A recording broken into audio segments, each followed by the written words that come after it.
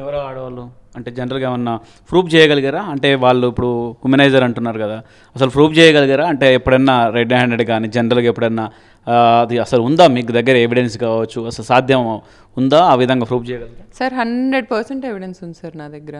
100% ఉంది. నేను మా లాయర్తో మాట్లాడి ఏవేమి ఇవ్వచ్చు అనే పాయింట్లో ఒక్కొక్కటి ఇస్తూ ఉంటున్నాను.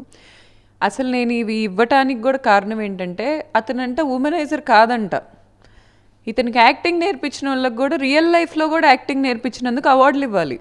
ఎందుకంటే ఇతను వచ్చి అంటాడు నా దగ్గర, నేను మొన్న ఒక ఛానల్లో ఇంటర్వ్యూ ఇస్తే, ఏది ఈ రప్చర్ అంతా స్టార్ట్ అవ్వకముందు నేను నార్మల్గా ఒక ఇంటర్వ్యూకి వెళ్తే నన్ను ఒకళ్ళు ఇంటర్వ్యూకి పిలిచారు అనేది డైజెషన్ అవ్వక ఆ రోజు అతనికి తిన్నది అరక్క, ఆ రోజు ఆ యాంకర్కి ఫోన్ చేయించి, వీడి పక్కన రేపిస్టులు ఉంటారు, అటొక రేపిస్ట్ ఇటొక రేపిస్ట్, వాళ్ళ అమ్మ పెట్టిద్ది ఎప్పుడు, ఆ రేపిస్టులతో ఫోన్ చేయించి అతను చెప్పించాడు నాకంటే క్యారెక్టర్ లేదంట, ఒక వాల్యూస్లెస్ ఒక ఎథిక్స్లెస్ అమ్మాయిని మీరు ఎలా ఇంటర్వ్యూ చేస్తారు? ధర్మ అనే వ్యక్తి చాలా గొప్పోడు, దేశమంతా ఆయన మీదే బతుకుతుంది, వాళ్ళు చెప్పుకుంది అదే. ధర్మ అనే వ్యక్తి అంట వాళ్ళ కమ్యూనిటీ ముందంట అన్నదానం చేస్తాడంట, ఏ రోజు చూడలా మరి నేను. చేస్తాడు, అంత గొప్ప వ్యక్తి, జిమ్ము ఇల్లు తప్ప ఏమీ తెలీదు, వాళ్ళ భార్య ఇలా ఫేక్ ఎలిగేషన్స్ చేస్తుంది, ఫేక్ ఎలిగేషన్స్ చేయడానికి నాకేంటండి పని? నాకేంటి? మొగుడు మంచోడైతే ఇంట్లో ప్రశాంతంగా కూర్చోడానికి నాకేమన్నా రోగమా?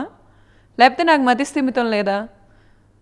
హస్బెండ్ ఒక ఆడదానికైనా ఒక మగవాడికైనా ఆపోజిట్ జెండర్లో ప్రేమ పంచేవాళ్ళు కావాలి. ఒక ప్రేమ పంచే ఇంత పుణ్యాత్ముడు, కమ్యూనిటీ బయట భోజనాలు పెడుతున్న పుణ్యాత్ముడు నా ఇంట్లో ఉంటే నేను ఎందుకు వదులుకుంటానండి? నాకేమన్నా మతిస్థిమితం లేదా? దేనికి వదులుకుంటాను నేను? కూర్చోబెట్టి ఎలా చెప్తున్నాడు? అసలు వినేవాళ్ళకి ఎక్కడ మతి ఉండట్లేదు. ఇప్పుడు నా అతను చెప్పినప్పుడు ఆ యాంకర్ నమ్మకే నాకు కాల్ చేసి మొత్తం కన్ఫెస్ చేశారు ఇలా చెప్పారు అని. చెప్పకపోతే ఏంటి పరిస్థితి? నేను నా బిజినెస్ని ఈరోజు అతను నాకు హ్యాండ్ ఓవర్ చేసిన 2 years అతనికి నేను హ్యాండ్ ఓవర్ చేశాను. ప్రెగ్నెన్సీలో నేను బ్రేక్ తీసుకుందామని. ఈ 2 years అతను చెయ్యని కార్యకలాపాలు లేవు. అసలు ఆ బ్రాండ్ చూపించుకొని అతను తిరగని అమ్మాయి లేదు, అతను చేసుకొని పరిచయం లేదు. ఇదొకటి ఏమైనా ఫోన్లు చేయించి కానీ ఏదైనా వీడియోతోటి మీకు వీడియో కాల్ కానీ ఏమన్నా అలాంటి ఆ విధంగా కూడా మానసికంగా ఏమైనా ఇబ్బంది పెట్టేదా? సార్ నాకు ఇన్స్టాగ్రామ్లో బిగ్ బాస్ ఆర్టిస్టులు 2 మాట్లాడారు నాతో. నా దగ్గర చార్ట్స్ ఉన్నాయి. వాళ్ళు దాంట్లో ఇతని గురించి ఏం మాట్లాడలేదు, కానీ దాంట్లో ఒక అమ్మాయి ఇతనికి సర్టిఫికేషన్స్ ఇస్తా స్టోరీలు పెట్టుకుంటుంది. ఇతనికి సర్టిఫికేషన్స్ ఇస్తా స్టోరీస్ పెడుతుంది. ఇతను చాలా జెన్యూన్ అంట, ఇతను చాలా మంచోడంట. ఇతను వదులుకోవటానికి నాకు నా బిడ్డకు మెంటలా? నిన్ను అడుగుతున్నా ఈరోజు. ఇతను చాలా జెన్యూన్ అయితే నాకు తెలీదా అది? నీలాగా నాకు 3 degrees ఉన్నాయి, ఆ మాత్రం నాకు తెలియలేదా? ఒక జెన్యూన్ భర్తను వదులుకోవటానికి నేను ఏమన్నా మెంటల్ దాన్నా? ఏమైనా అర్థం పర్థం ఉండాలి ఎలిగేషన్స్ చేసే ముందు. ఇప్పుడు సార్ వాళ్ళు నాకు మెసేజ్లు అయితే పెట్టారు సార్. ఒక అమ్మాయిని నేనే అడిగా, వీళ్ళిద్దరు కలిసి తిరుగుతున్నారని, నేను ఇన్ఫ్లుయెన్సర్నే కదా, నాకు మ్యూచువల్ సోర్సెస్ ద్వారా తెలిస్తే నేను అప్రోచ్ అయ్యి అడిగా. ఆ అమ్మాయి నాకు అసలు ఏమీ లేదు, నాకు మీరు ఎప్పటి నుంచో తెలుసు అది ఇది అని సోది చెప్పింది, కానీ నిజం చెప్పలా. వాళ్ళిద్దరు కలిసి తిరుగుతున్నారు, నా దగ్గర వీడియోస్ ఉన్నాయి. ఆ సెకండ్ అమ్మాయి ఎందుకు నా బిజినెస్లో ఇన్వాల్వ్ అవ్వటానికి చూసింది. ఇతను అమ్మాయిని కావాలని ఇన్వాల్వ్ చేశాడు. నేను ఒక ప్రమోషనల్ ఈవెంట్ చేస్తుంటే దానిలోకి ఇన్వాల్వ్ చేసి ఆ అమ్మాయితో నన్ను బెదిరిపించడానికి చూశాడు. అమ్మాయి నాతో గొడవపడింది అవుట్ ఆఫ్ నోవేర్, చాలా పొగరు చూపించింది నా మీద. ఇప్పుడు ఆ అమ్మాయి బయటికి వెళ్ళి నా గురించి బ్యాడ్గా మాట్లాడుతుంది.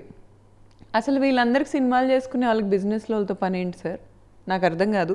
ఈరోజు నేను అడుగుతున్నాను, నేను బిజినెస్ చేసుకుంటున్నాను, నేను 2017 నుంచి ఎంత కష్టపడ్డానో మా బిజినెస్లో ఉన్న వాళ్ళకి తెలిసిద్ది. మీరు ఆర్టిస్టులు బయట అతనితో తిరిగారు, వచ్చి నా బిజినెస్లో ఇన్వాల్వ్ అవ్వాలని దేని చూస్తున్నారు? పాండురంగుడు అని ఒక సినిమా ఉంటుంది సార్, బాలకృష్ణ గారిది. పాండురంగుడు అని సినిమా నేను పెట్టుకొని చూస్తుంటే వాళ్ళ తండ్రి వచ్చాడు ఒకసారి. అప్పుడే మా ఇంట్లోకి వచ్చాడు, హాల్లో టీవీ ఉంటుంది. పాండురంగుడు పెద్ద బూతు సినిమా కదా, పాండురంగుడు ఎందుకు చూస్తున్నావు అని అడిగాడు ఆయన నన్ను. పాండురంగుడు సినిమాలో ఒక పాట ఉంటుంది, కోసల దేశపు కోమలితో సింధు నగరపు యామినితో. మీ అబ్బాయికి అంతకంటే ఉన్నాయి అకౌంట్లు, అంతకంటే ఉన్నాయి.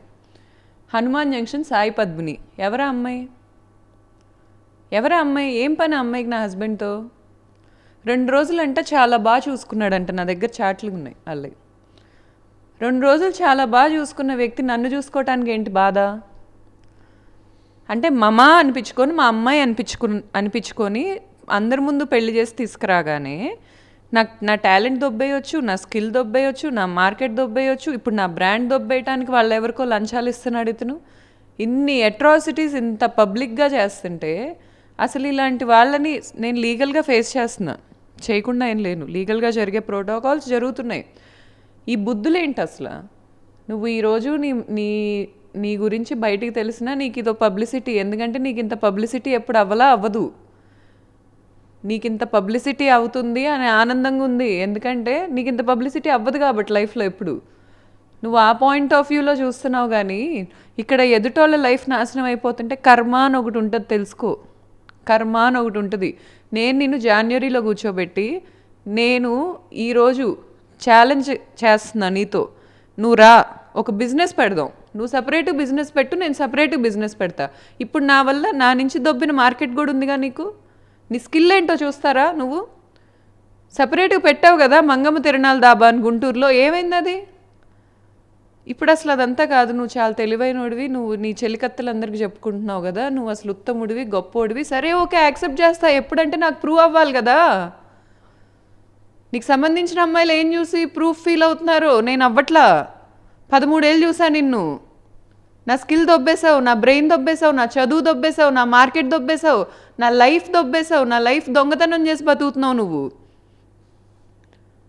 నువ్వు ఈరోజు నీ కార్లు చూపించుకొని అమ్మాయిలను తీసుకొచ్చి నా ముందు వాళ్ళతో షో చేపిస్తున్నావు. నీకు ఆ కార్లు ఎక్కడి నుంచి వచ్చాయి?